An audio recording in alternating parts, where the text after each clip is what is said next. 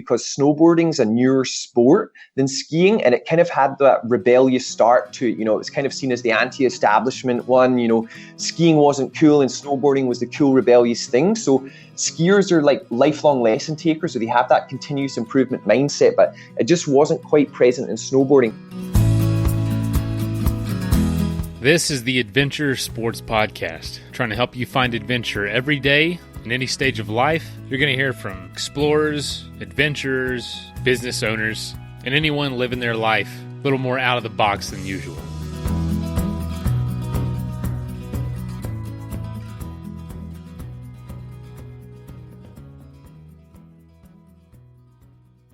So after Fraser Johnston watched a movie as a kid, he fell in love with snowboarding. But being in Scotland, he wasn't able to actually ride that much. So about once a year when he was able to, he really enjoyed it and would watch tons of videos to make sure he's ready when he did get out on the slopes. Eventually led to him moving halfway around the world to British Columbia, where we catch up with him today to hear how his new endeavor called Watch and Ride has been going, where you learn to snowboard virtually. And if you know anything about the skiing and snowboarding world, it can be very expensive. So his lessons and his training is unbelievably affordable. And in fact, he wants to offer 50% off memberships to any Adventure Sports Podcast listener by using the code AdventureSports at watchandride.com. I really encourage you to check it out, and I hope you enjoy this interview. And yeah, just please check him out. His story is awesome. His ambition, his stoke for his sport is incredible. He comes across as just a wonderful teacher and absolutely thrilled to just share what he loves to do. So Fraser, thanks for doing this interview again, and yeah, enjoy the episode. Today's sponsors are CS Instant Coffee, the makers of 100% Arabica Instant Coffee. Comes in compostable packaging. Check it out at csinstant.coffee. And also Athletic Brewing, the best non-alcoholic craft beer on the planet. I am here to confirm. I've tried a lot and probably not tried them all, but Athletic is by far my favorite. All right, here is the interview.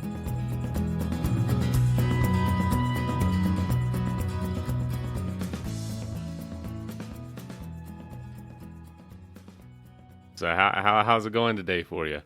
Yeah, wonderful. Had a super nice morning, a little bit of yoga and some coffee. You can't beat it. How about yourself? I'm still drinking coffee. You might hear me sipping on it time to time, but yeah, it's nice and cool for the first time in a couple months, honestly.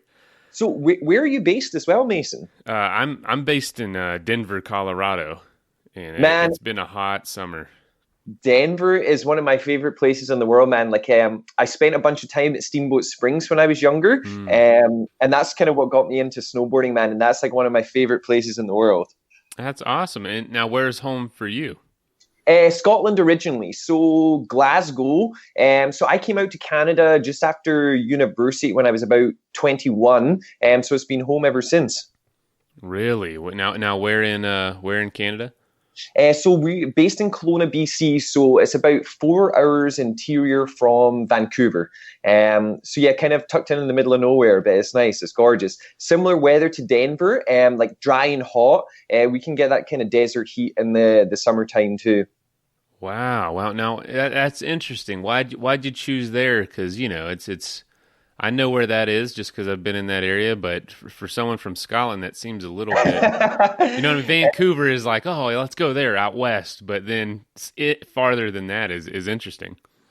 Super funny. So when I finished university, I looked at doing one of these snowboard instructor courses. So you come out for 12 weeks, like your flight, your accommodation, your food's paid for, and you're basically on snow training like Monday to Friday. And I did my level 1, my level 2, and my freestyle qualification. And they said the course was almost like a 12-week job interview. So I went home that following summer, and then they invited me back the following season to come out and work for them. And that basically started it. I met my now wife out there, or fiance, I should say. So my first year working out there was her first year working out there. And yeah, we met each other, moved in together, and yeah, we've been here ever since. Wow. So were you familiar with that area before? You said you went to Colorado some growing up. how does a Scotsman end up out in Western Canada in the first place? It was so funny. I literally just like Googled like snowboard instructor courses. There was a couple options, and so it was between like Big White, Banff. Where was the other one? It was actually in Keystone, I believe it was, in the States. And Big White, I don't know, it was just weird. Had the right vibe to it, and literally just kind of closed my eyes and like rolled the dice and picked one, and it was Big White. Wow, that's awesome. So you grew up snowboarding? Yes, so it was funny, Mason. I actually learned on. Have you ever seen the movie Out Cold? No, I actually haven't. so, so I saw that movie when I was about 12 or 13, and it got me like I thought snowboarding was the coolest thing ever. And then I kind of pestered my mum, and I was like, man, I want to take snowboard lessons. So we booked them on a dry ski slope. I don't know if you've ever seen them. So it's basically like a wooden frame structure, and then there's like AstroTurf laid over the top of it, and they sprinkle it with water to make like it slidable. So that's actually where I learned, and it was like terrible. Like you got friction burns from the AstroTurf, everything like that. And then I remember the first time I actually went on snow, it was in Steamboat Springs, and I literally just instantly fell in love with the feeling of snowboarding. Like that first time where you get like the nice edge in the snow and you feel the rebound from the board, because you don't quite get the same feeling on the dry ski slope. And was just instantly hooked after that. Wow. And so, it seems like a really unlikely place to learn. Honestly, two unlikely reasons. The Out Cold movie, I Googled it while you were talking, and it's got an 8% on Rotten Tomatoes.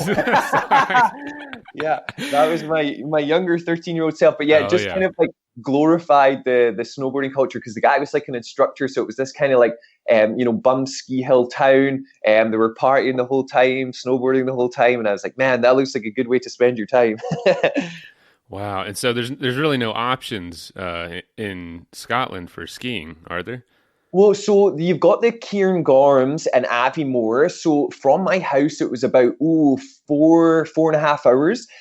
So long journey to get there, and usually the season there's terrible. So we get really wet snow. And basically every time I've gone up there, I was just faced with horizontal rain. So I did it a couple times, and after that, I was just like, nope, never again. And then you turn into a bit of like a snow snob, being to like, Steamboat, Courchevel, Big White, places like that. Scotland's great for it, but it's just inconsistent. Wow. So you'd come back home and be like, yeah, I mean, it just, you can't beat some of the places you went to, I guess on vacation. It's hard to come back and then be happy with what you got back home. Yeah, especially with the long drive and everything. And it was just like, okay, there's better ways we can spend our time here. So how did you maintain a love for it, being so far and being able to do it so infrequently? Good question, I guess. It's the usual thing, I guess. YouTube videos, you see pros, keeps your fire stoked in the summertime or whatever. And then for me, it was just always like, training, doing different things, and just kind of keeping that excitement. So even when I do other sports or I'm in the gym, I'm always thinking like, how does this apply to my snowboarding? How can this make my stance better? How does this make my balance better on the board? So it's just constantly kind of funneling those things into like a snowboarding mindset. Wow, that is an absolute passion. And so from, childhood up to when you actually moved to BC, how often did you actually get out there? So it was probably about once a year I went, like with my family. It was like a week a year we went, and then the rest of the time it was just practice on the dry ski slope. And then in Glasgow they actually opened up like an indoor ski slope, so it was like the kind of artificial snow. It was basically like you're snowboarding in a big fridge. So that was kind of how I kind of kept the passion going. And then basically just when I moved out to Canada, so my first season out here, I was about 80 days a year on snow. And then when I came back to instruct the following year, I hit about 130. And then ever since I've been, about 130 days a year on snow. Yeah, so it's been wonderful. Wow, you're really making up for it. Yeah, absolutely. I think that was the thing. Yeah, my body's just like, yeah, man, we need to get this in as much as we can. That is so funny. Now, moving to Western Canada, how are you perceived to your family? Did they know this was going to happen, or is it kind of strange for someone from Scotland to move out there? Eh, I think my mum and dad definitely were like, "Oh man, we're going to miss you moving out," but they've always been so supportive of it, and they're usually out once or twice a year anyway. So Kelowna's amazing in the summertime, so they get the kind of best of both worlds. They usually come out in the wintertime for a week and ski, and then in the summertime for a week to kind of tour wineries, enjoy the sunshine and the beaches. Oh, perfect then. That's fantastic. Mm. So you landed there and in Kelowna and just loved it enough to stay around. Yeah, it was incredible. So it was actually Shelby, my fiance. We were coming towards the end of the season, the first year we met. And she was like, I've heard Kelowna is amazing in the summertime. Like, it's like 35 degrees here. They've got like gorgeous beaches, like mountain biking, climbing. I'd love to stay for the summer. So it was basically me going, okay, like me too, I'm in. And then we got a place that year. So moved down from the mountain to Kelowna, which is the town. So Big White's the kind of mountain that's about an hour away. And then we moved down to Kelowna for the summertime, just had an incredible summer. And then, yeah, it was home since then. Obviously developed your skills further. And at some point you started, I don't know, do you have a love for teaching in the first place? Yeah, absolutely, for sure. Okay. So for me, like I taught rugby growing up when I was younger, so did like mini rugby stuff like that because I was at like a rugby school. So kind of got a flavor for coaching there. And then just I remember doing that 12-week instructor program, really kind of diving into the material of it, and then just kind of loved seeing people improve and just getting to have a hand in them developing their own potential. So kind of showing them some certain things. And then when you see someone's face light up when they get that new feeling or they feel that new sensation from the board, and they're just like, man, I can use this. This is even more fun. I can do more things. I can explore more of the mountain. And just kind of seeing that passion ignite in other people is kind of really what got me into the teaching side of it. I mean, is there anything better than showing people what you love to do and seeing them really get some joy out of it? I mean, that's awesome. Oh yeah, man, it was so cool. And after I got my level 3 and my evaluator certs, I went into the kind of training side. So I actually ended up training the courses that I did when I was like 21. So we got access to these people for 12 to 16 weeks and worked them through a kind of system to get them their levels and their freestyle qualification. And it was just so cool being able to see people come and they were like, I'm a confident snowboarder. I've snowboarded for, 10 years. But once you actually got them out on snow for 5 days a week for 16 weeks, just to see the amount of improvement they had and their confidence expand and their creativity expand in the mountain too. It was just such a cool process to be a part of and just see the evolution of them as a rider and a snowboarder. And so from there, you mentioned earlier that kind of to keep the stoke going in the off season, especially over in Scotland, you would watch a lot of videos. Is that one of the reasons you decided to kind of turn teaching virtual? Yeah, for sure. So that definitely had a part to play in it. And even for myself, like, I play a bit of golf and tennis. So I saw a lot of these online training things in other sports, and it just quite hadn't made its way into the ski industry yet. So even when I was usually teaching these instructor training programs, I wasn't on like teaching the public. So I went to public lessons, the busy times of year at the ski school. So like Christmas week, New Year, President's Week, things like that. So when I was actually on the public lessons, you could see every single ski instructor was booked out, but for some reason there was like 8 snowboard instructors still standing there. And I was like, what's going on here? Like skiing lessons are definitely a lot more popular than snowboarding lessons. So, started to talk to clients a lot and other people. And the big thing was like, my mum bought me this lesson, my boyfriend bought me this, or like my husband, and they're just so expensive, I'm not going to buy another one. So cost was a kind of big limiting factor for people. And also I think it's because snowboarding is a newer sport than skiing, and it kind of had that rebellious start to it. It was kind of seen as the anti-establishment one. Skiing wasn't cool and snowboarding was the cool rebellious thing. So skiers are like lifelong lesson takers, so they have that continuous improvement mindset, but it just wasn't quite present in snowboarding. So after talking to people, they said the lift tickets, the lessons, the gear, taking a lesson is the last thing on my mind. So I've had 3 shoulder reconstructions from playing rugby. Oh, So man. when I was out on the slopes, it was 130 days. I'd done a trick I'd done 100 times, and I caught my edge and blew my shoulder out again. And I was sitting there being like, man, there has to be a way to like scale my teaching or scale my time. And I had a marketing internship at the time, and we're doing a lot of stuff with video backgrounds and everything and video content. And I was like, man, if I can like capture the system that I'm teaching these people with, make it like easily be followable, a nice smooth progression with beginner, intermediate, advanced videos, and then also get them animated to really highlight the points and allow people to track their progress through it so they can watch it at home and then go and practice by themselves or with their friends and family. We would be on to a winner there. So it makes instruction accessible and affordable for them. So it kind of stemmed from an injury? Yeah, big time. Wow. Yeah, because like that's the big thing with when you're teaching, like 6 or 7 days a week on snow. By the end of the season, your body's just like destroyed. You're exhausted physically from being out in the cold the whole time. You have to be switched on the whole time, making sure your class is safe, making sure they're engaged, making sure they're learning, making sure they're having fun. So yeah, it was just that point where I think it was at the end of the season, I was just run down and exhausted. And then it was that it's always the innocuous things or the silly things you do, and it's just boom, big injury happens again, and you're like, man, you have to kind of reflect and reassess, and you get some downtime to think about life and the universe.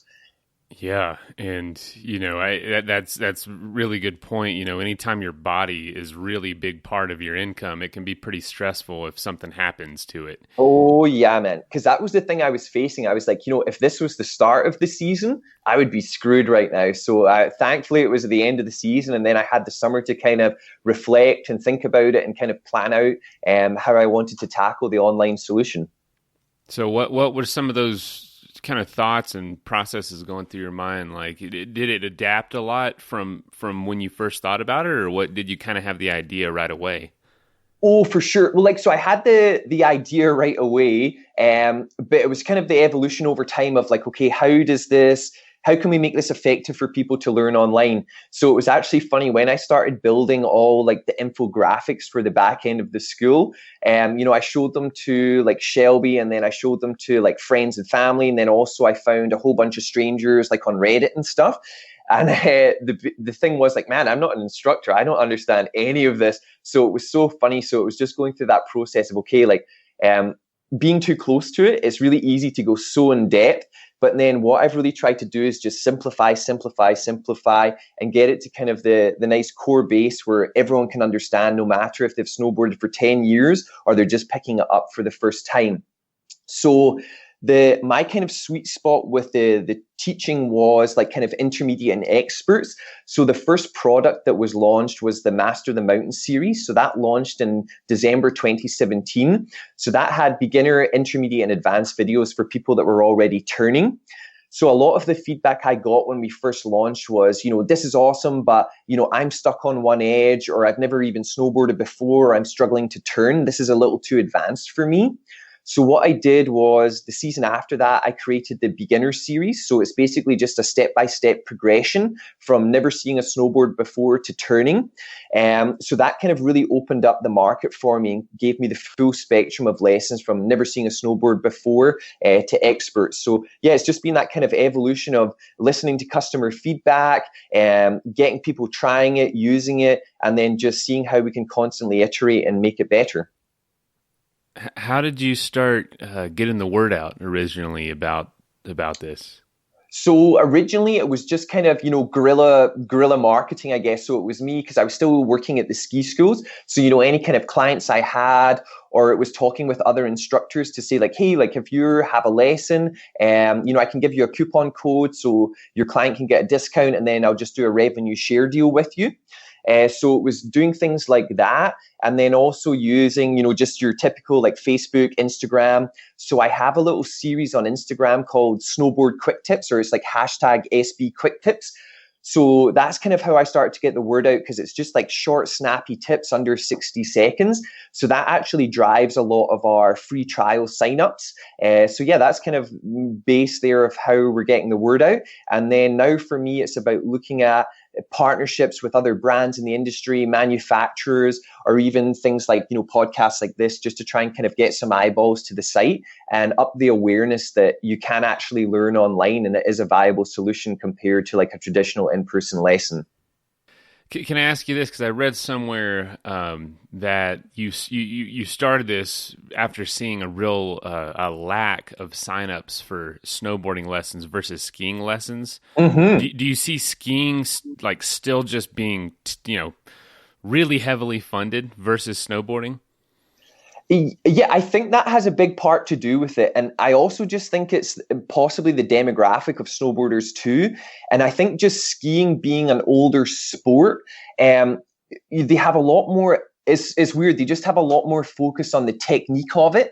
And they are lifelong lesson takers, whereas snowboarding, if people are self-taught or friend-taught, usually once they can get down a blue run or a black run, they're like, oh man, I'm pro, I don't need a lesson. But they're exactly the kind of people that if they did like one or two of the little tactics from the online school, it would completely change their experience and their control on top of their board.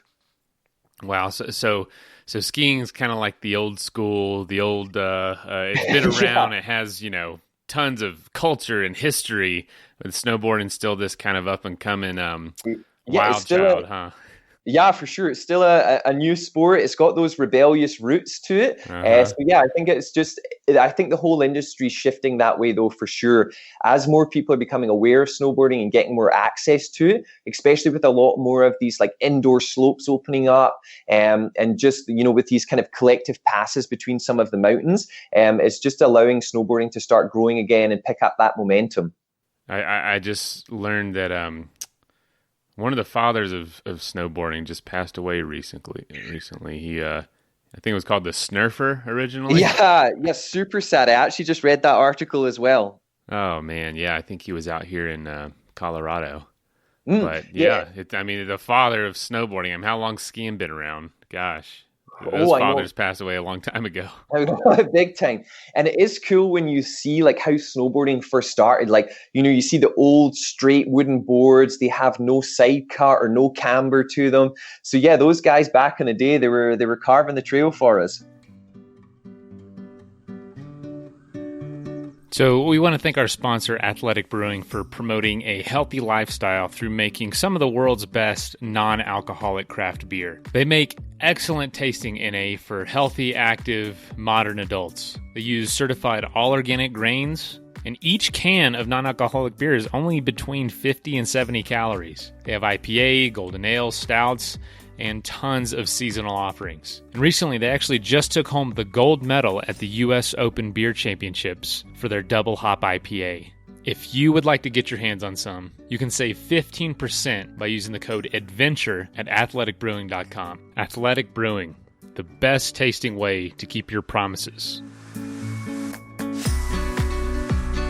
And I also want to thank our sponsor, CS Instant Coffee, for making this show happen. They make 100% Arabica instant coffee. They use compostable packaging, and each package makes about 20 ounces of coffee. So I'll take one of those with me on an overnight trip, and it makes 2 pretty good-sized cups of coffee. And it's an awesome feeling knowing I can just throw that in my backpack, find some hot water, and I'm good to go. Save 20% by using the code ADVENTURE at csinstant.coffee.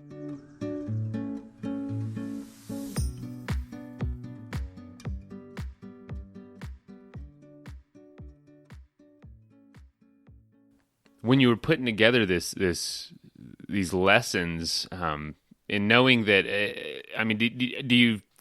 are there anything else out there like this that you were able to work from, or are you kind of blazing a new trail? So I guess the most popular one would probably be snowboard addiction. So where I saw it was that's pretty much freestyle focused. So, how to do a backflip, how to hit a rail. But in my experience talking with clients, they were like, I have work the next day, freestyle isn't really my top priority. I just want to be able to ride the whole mountain, trees, bumps, steeps, and carve well, and, be able to have fun with my friends and family and not be like the last one down the hill. So that's the kind of niche I tried to carve out for watch and ride. So my little system, I call it the 5 how-tos of snowboarding. So it's basically the 5 key skills to become like an awesome snowboarder. So it's how to stand. So that's basically your position and balance on the board, what your posture's like, because it's like the foundation of a house. If you don't have that strong foundation, you can't really build any other skills on top. So that how to stand is the first how-to and probably the most important one. We've got how to steer. So that's basically, using your lower body to direct the board. You'll see a lot of people, whipping their upper body around or like kicking their back foot, but it's very inefficient. So if you can actually learn how to use your feet, your knees, your ankles, and your hips properly, you can make like bigger turns, smaller turns, and you can really start to control your speed through the turn shape. How to grip is the third one. So that's basically how to use your edges. So you can lean to get an edge and you can also bend to get an edge. And then basically you can combine both of those movements to really start making some awesome like turn shapes in the snow and really get that smooth pencil line that you always hear people like crave when they're carving. And that big thing with grip is so important, especially if it's icy or you're in bumps and moguls. It's really important to learn how to moderate your edge angle with your ankles to be able to let that edge off or bring it on when you need that speed control and grip. How to move is the fourth one. So that's basically how to manage the forces underneath your feet and manage that pressure that you're feeling from the mountain and the snowboard. So how to move is all about, using your lower joints, your hips, your knees, and your ankles to really master those forces that are coming through the board. And how to blend is the last one. So that's basically just combining all the 5 skills. So you're actually riding like a pro out on the hill. Wow, you really do start from the ground up in everything from where to stand on the board. I guess it really is beginner, Oh yeah, for sure. And that's one of these things is even people that have ridden for 10 years, when I've taken them through the online snowboard school progression, it's kind of going back to the fundamentals. And it was like, man, I didn't even learn this stuff, 10 years ago when I was first learning. And then once they actually start to try some of these tactics or movements, you just see the skill level skyrocket. So the way I describe it is, Mason, if you were to go to the gym and like get a personal trainer, they would isolate specific muscle groups like your biceps, your triceps, your quads, and they would give you like individual exercises for those specific areas. The 5 how-tos is the same thing except for your snowboarding skills. So it's just like isolating those skills. You're using specific movements to develop like the movement pattern or the cognitive input. And then boom, once you've kind of learned that and solidified it in your writing, you can move on to the intermediate one and then the expert one. I imagine you get a lot of, especially in the snowboarding world, you get a lot of people who just learn things wrong because it was self-taught. Like with any sport, if you do it yourself, chances are you're doing it, slightly wrong, and you're suffering, your sport's suffering because of it. So it's funny, there's no right or wrong in snowboarding, only consequences. Okay. So the one thing I always say is like, there is no like, I guess there's bad technique. However, it's just, I call it inefficient technique. So, people are paying like $700-800 for a snowboard now. And if you're like kicking with your back foot or you're not actually using the equipment, you're basically wasting all that money you've just spent on a snowboard.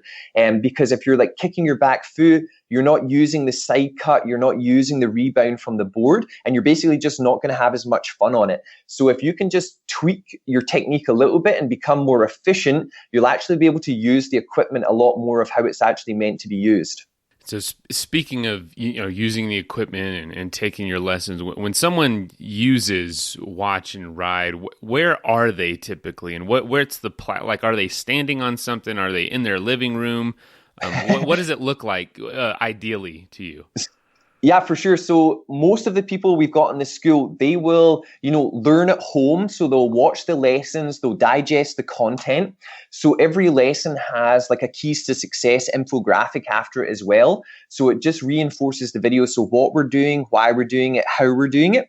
And then I also have a section after each lesson called your snowboard IQ. So, it's like your IQ in life, but your snowboard IQ is just your intelligence on your board and how you understand the mountain, or you can pick your line.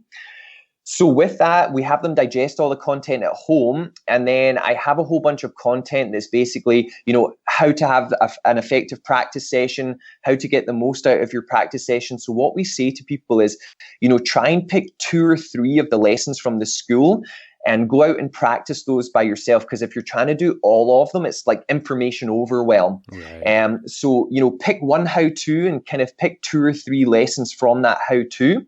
So once they've learned at home, they'll go and practice it out on the slopes. And then what we've had people do is, they'll go in and they'll have their coffee and they'll pull their phone out. They'll maybe watch the lesson again just to get a refresher and then go back out and practice themselves. Digest it and then go out there and make it happen. And that definitely makes it a lot more efficient with your time for, how expensive, maybe if they're renting gear, if they're just starting out, or lift tickets are obviously really pricey now. And so that does make the most of their time. Absolutely. And it's funny, one of the big things I heard from clients too was, if I'm out here with my friends or my family, it'd be great to take a lesson, but we're not all the same ability level. So we end up splitting up the group. So, I have to either be in a 2-hour group lesson or like a 6-hour private. And then that's time I could be out with my buddies on the slope. So with this, what we've heard is people are like, it's great. We actually get to practice together, or it's super fun to do some of these together. So yeah, it just makes that nice thing where you can be with your friends and family rather than having, to be in a lesson. So you're saying you're getting feedback from people about, what you just said. Have you gotten a lot of feedback? What's the reception of this program? Yeah, so it's been great. So, oh my goodness, we've got like 50 5-star reviews now. So it's definitely growing. So as people are just getting into it, and I found with almost the marketing of this, there is a bit of an education cycle for people. So it's actually like, yeah, okay, I can learn online. This is a viable solution, and it's not just some crackpot that doesn't know how to snowboard. So yeah, it's just showing people that, yeah, there is a system here that you can follow. It's a proven progression, and yeah, just keep working your way through the progression and practicing, and yeah, you'll be riding like a pro at the end of it. Wow. And now has the current success surprised you at all? Yeah, so I mean, definitely like slow growth at the start. Being like a self-funded startup, we didn't have a big marketing budget. So it was about, doing those kind of things that don't scale to do things that do scale. So I definitely noticed an uptake in the signups once we released the beginner series, because that definitely opened the market for us a bit. Because with the intermediate and expert snowboarders, there's more of an education cycle there, because they're like, I can get down a blue run and a black run. Why do I need to take a lesson? So it was a bit of a harder education cycle there. Whereas with people that are stuck on one edge, or they want to learn to snowboard but have never tried it, this is a really easy entry point for them, and to kind of whet their appetite and get a taste of what instruction and improvement feels like. Now, is there a certain lesson you've taught, or a certain skill you've taught that has either corrected a lot of misconception or been like the most popular? Oh yeah, for sure. I guess there's a beginner lesson in the Master of the Mountain series called tunnel turns. Okay. So I guess the most common thing you'll see with people is either being on their back foot, kicking with their back foot, or their upper and their lower body are out of alignment. So with that tunnel turns lesson in the online snowboard school, it really focuses people to turn with their lower body. So they're basically, imagining a tunnel straight down the slope, and they're not allowed to drift outside of that tunnel. So it's basically just sliding down, and you're using your lower joints to spin the snowboard from edge to edge. So that's a big eye opener for people, that they're like, oh, like turning should be effortless. Like I don't need to like huck my body to get this board to turn. It's just about using the lower joints and then releasing the edge so that you can actually pivot the board on a flat base. So that's the one we've always seen people be like, oh man, that was a huge eye opener for me. Oh, wow. So what has been the most rewarding feedback to you? Ooh, I guess we got one of the testimonials that was basically like, this was more detailed than like a 6-hour private lesson with an instructor at a resort. So that for me was kind of what I was aiming for when I built this, was like, I want this to be like a comprehensive learning solution for people so that it can get basically their one-stop shop for snowboarding knowledge, and that there was enough content that like people wouldn't get bored and they could actually go out and, practice regularly.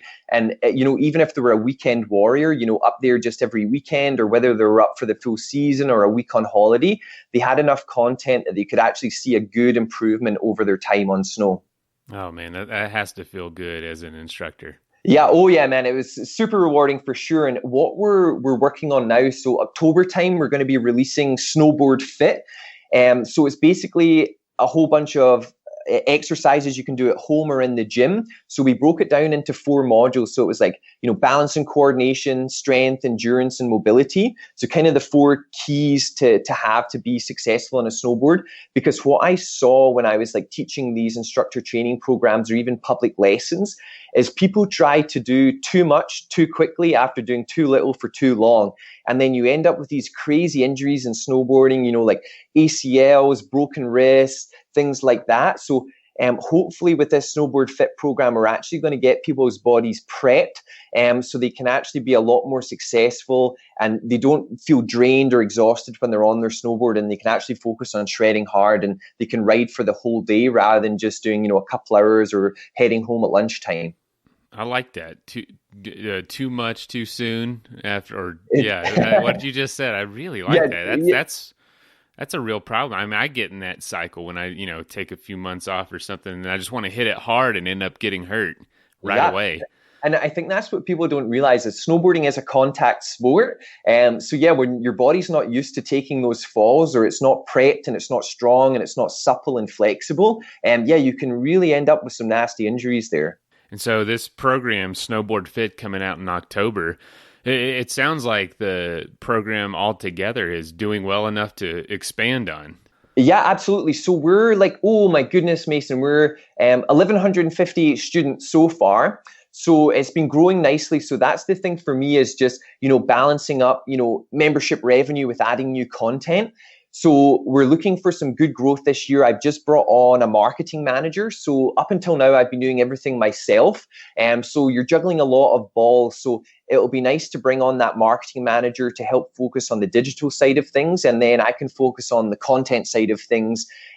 So what we'll be filming this year as well is like a bumps package, so bumps and moguls, a trees package, a basic freestyle, and then carving as well. So we're just looking at building out those modules for the school. So it's $120 for a 1-year seasons pass.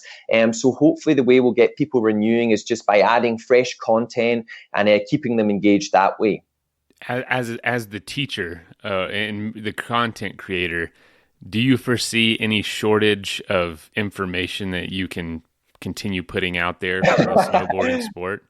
Oh no, man! It's endless. Like really? I always say it's the science of snowboarding. It's so funny. Like there's literally so many little tactics that you can try that just expand your skill set. So it's literally endless. And every season, I have a good couple buddies and we're always riding. And every time we're riding, we're like, what about this? What about that? Like, did you feel this? Did you feel that? How about trying this to feel that? So it's just this constant information share to really try and always boost performance on a board, boost control, because that's the one thing for me is I hate that feeling on snowboard when you're out of control and it's just impending doom. So the one thing for me is just that feeling of control and board performance and feeling the rebound from the board. So we're always playing with ideas just to how we can maximize that. So you're constantly learning yourself. Oh, absolutely. I think that's the key to any sport or to life is just what's that Japanese philosophy, kaizen. So it's everyday improvement. So that's the big thing for me is every time I step on my snowboard, I'm like, what can I learn today? Or what new feelings can I get today? Because there's always that ability just to get that extra little bit. Man, congratulations. 1,100 people. That's no joke. That's a small town you've taught how to snowboard. Yeah. Oh, yeah, man. It's been a slow and steady roll. So it's nice we're finally getting there and starting to build some of that momentum for sure.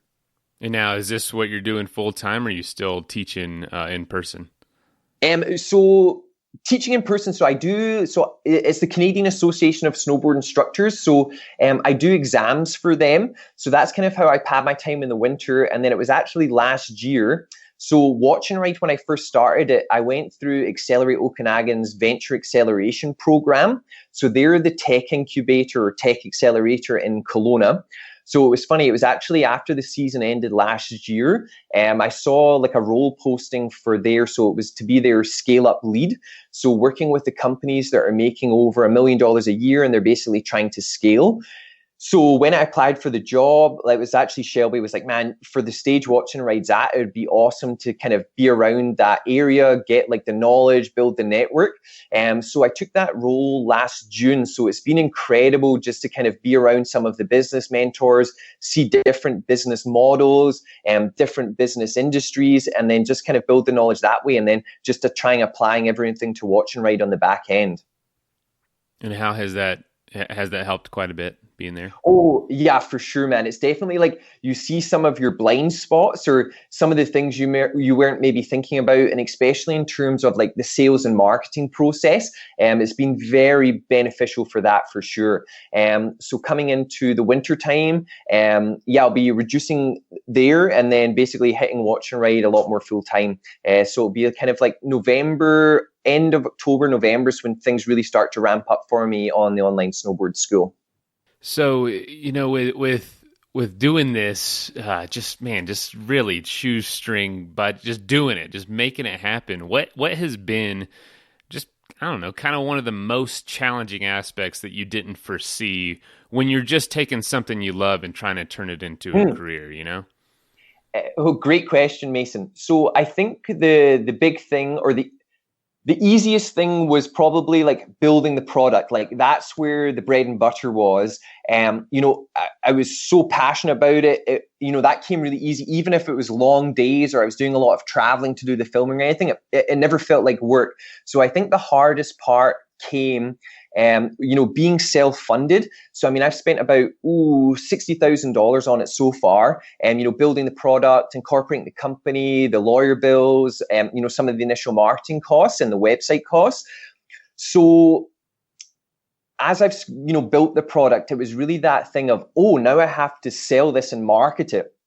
And I think that's been one of the biggest challenges, is just having a limited budget, is really getting eyeballs and awareness to the site and actually showing people that they can learn online. So the big thing for me now is just, using customer testimonials, before and after videos, so people can actually see their peers and like, that looks like me and I want to look like that now.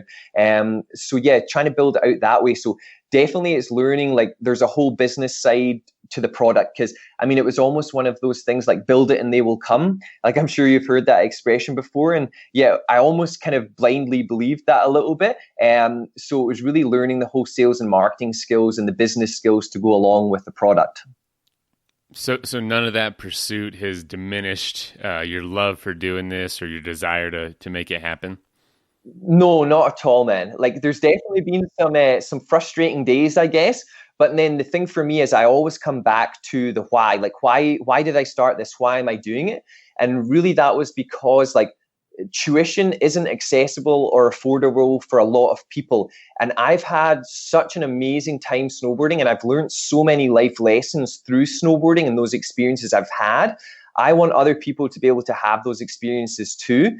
And, I believe there's no better way to spend a day using your body, like out in Mother Nature, whether that be on a snowboard, mountain biking, anything like that. So the more I can get people outdoors and actually being in control and, having a good time, and they have the skills to actually have variety in what they're doing, that's really what I'm aiming for sure.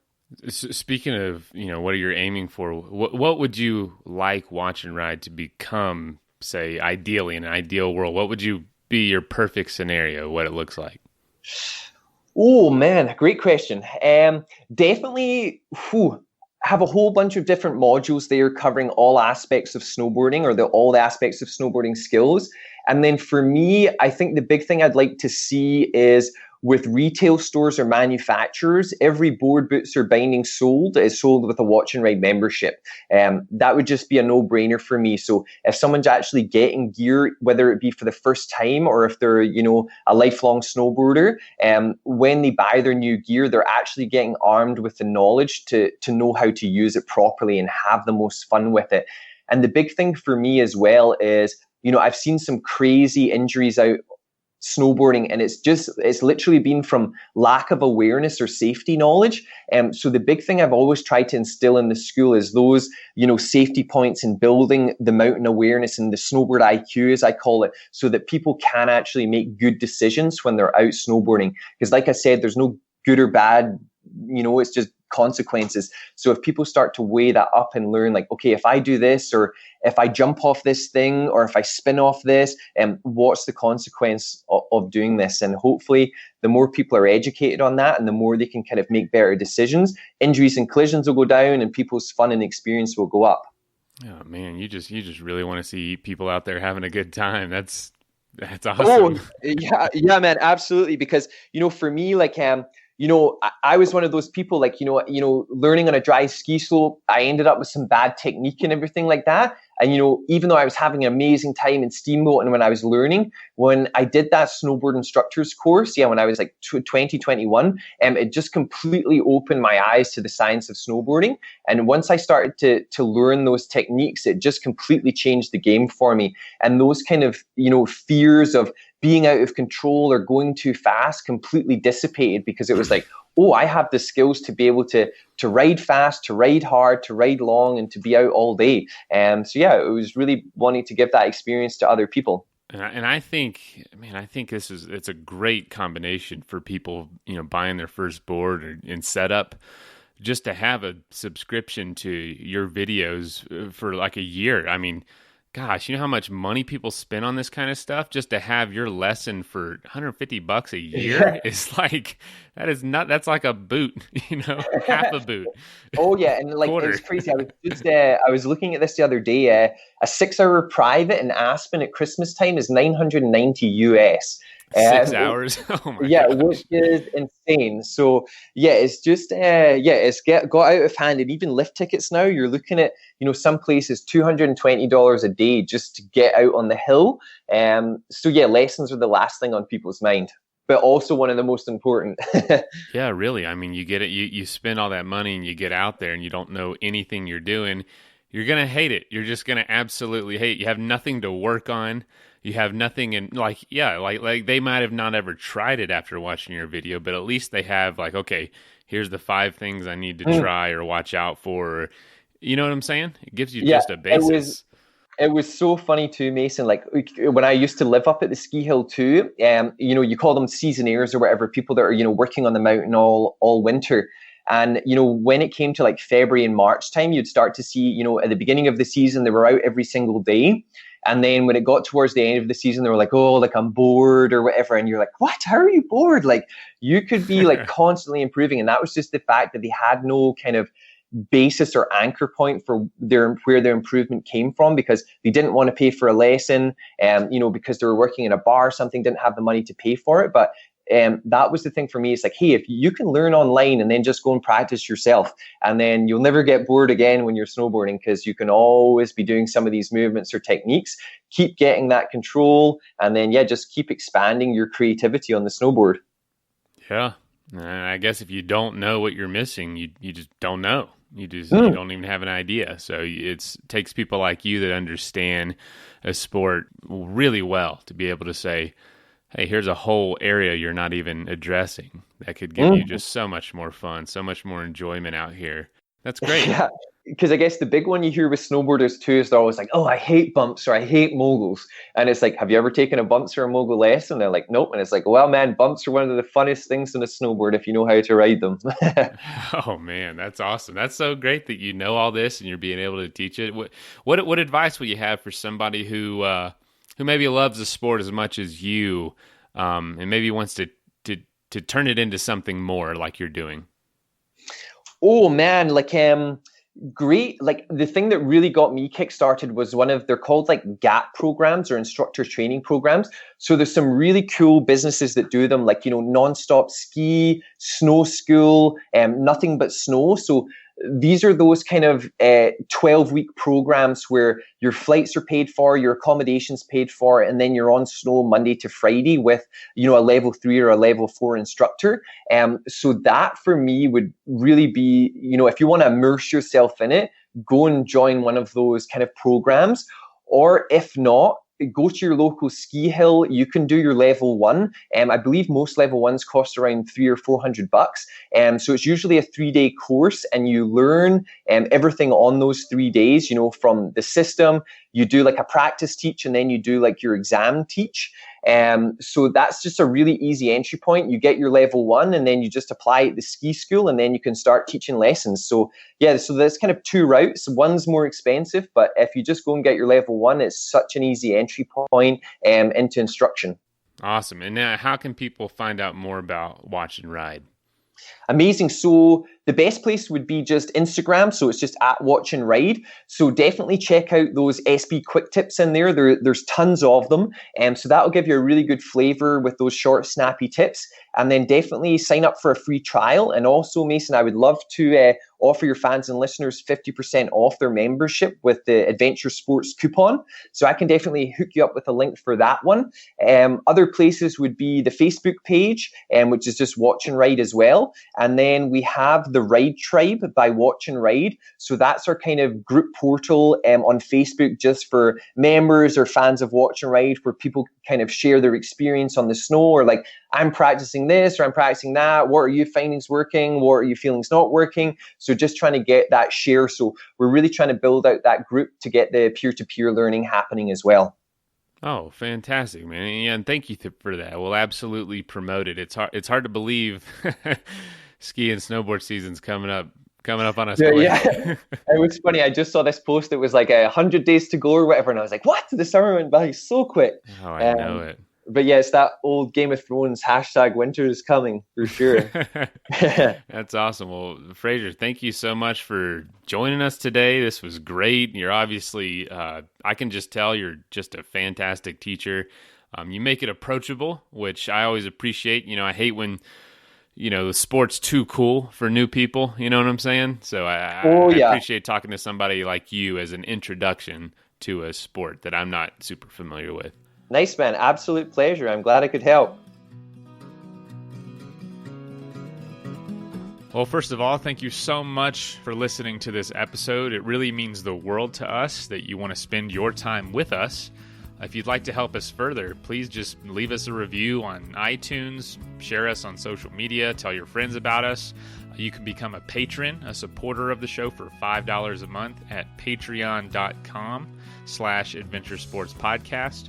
And if you know somebody that would make a good guest, reach out. We're always looking for good adventure and outdoor stories. And lastly, thank you to our sponsors, whose messages follow right now. Athletic Brewing makes the best non-alcoholic craft beer. Go to their website at athleticbrewing.com and use the code in our show notes to save 15% on your first order. After all this adventure talk, if you're needing some gear yourself, but you need some advice before buying, go to backpacktribe.com, where you can ask questions to the owners who have experience with all the gear, as well as all of it for sale right there on their website.